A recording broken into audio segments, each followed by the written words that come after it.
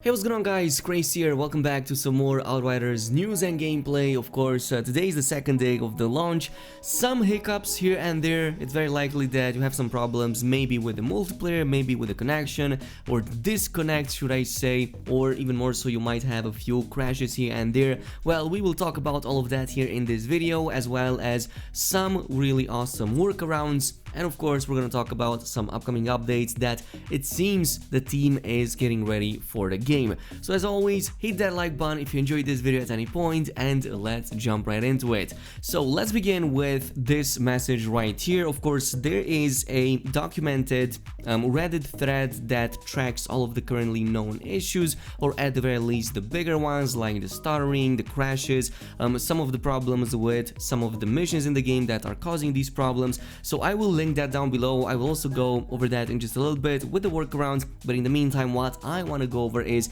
the fact that the team is continuing to monitor, of course, the server situation and crossplay / matchmaking connectivity reports. And you can also go ahead and visit this page right here, which tells you the current situation with Outriders servers. So the core components are working as intended, but the multiplayer is still listed as partial outage, and they even kind of disabled the crossplay between PC and the consoles, though the crossplay between the two consoles like the PlayStation 5s, 4s and the Xboxes, yeah, they still can connect with one another. So as we already talked about in yesterday's video, maybe refrain from inviting over friends from the consoles if you're playing on the PC and vice versa. On the PC stuttering issue, it seems that this is in regards to the latest Nvidia drivers, which are supposed to actually help with performance, but unfortunately it does the complete opposite. So there is a potential workaround that you can apply right now. So if you have the latest game ready drivers installed, like the ones that specifically were released for Outriders, it's suggested to actually roll back on these and go to the version previous to this. Reason being is that these might cause some of the issues that many people are encountering, like the FPS drops and even the crashes. There's also an alternate workaround like disabling Ansel, DLSS, VSync, all of this turned off, and of course enabling your FPS limiter. So that might be one of the possible workarounds, and even playing in the windowed mode, though personally I found that just reverting on those drivers was plenty enough for me. Now let's move over to this thread right here with some of the known issues. These are the big ones right now, like disconnects between PC and consoles. As I've said, just refrain from connecting with people on that. But there's another one, especially for the PC users, and chances are that you also encountered this, and it's related to blurry visuals. There's a setting in the game that might cause that, and this is of course in regards to that FPS limiter. So if you have any problems with the blurry visuals, just disable the FPS limiter in the settings menu, and that should already fix that for you. Another one which I saw quite a number of other content creators also having is with the UI/HUD completely disappearing.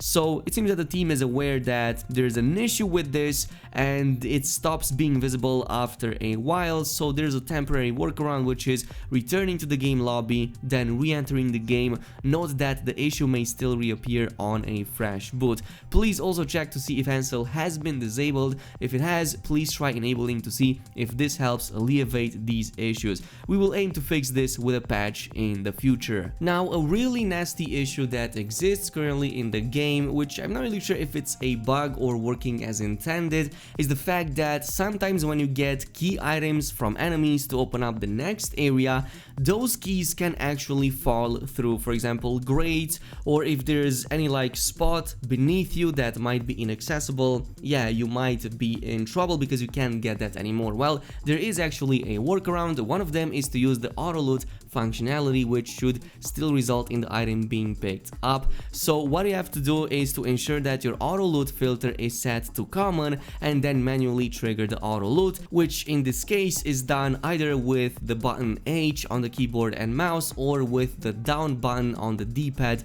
on your controller. And this is also a useful feature for other reasons, like for example my current loot is set to epic, I believe, and this means that if I die accidentally me all of that epic loot is being automatically looted into my inventory, or I can press the H key to do so at any point without having to like manually go and take it, which is actually really useful when you're farming, like for example high-end bosses for some really high level gear like the ones that I showed you earlier today. But let's also move over to items, since we are on the subject of items, especially when it comes to the pre-orders. Hell's Ranger gear, which appears to reduce its stats while leveling it up. So this is in regards to the game balance, as it's been confirmed right here by the team. So Hell's Ranger gear is a bit better than normal level 10 gear, so when you try to level it up or improve its rarity for the first time, it will adjust itself by re-rolling stats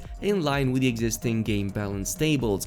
This is done to avoid a permanently overpowered pre-order weapon and is to avoid a pay-to-win scenario, which makes a lot of sense actually. So what this means is that for you, any level ups or rarity improvements of this gear after the first one will increase stats as expected. So this means that in the long run you're not going to be affected in any way whatsoever, and I'm actually quite glad that they are taking this approach and not making anything even seem to appear pay to win. Like, this is a scenario I didn't even think about. Like, who thought about this, honestly? But anyway, there's a second one also in regards to the Hell's Ranger being inaccessible as the stash tab is locked. So this is a known issue. The workaround is to return to the lobby and re-enter the game, which should unlock that stash tab for you in case it didn't.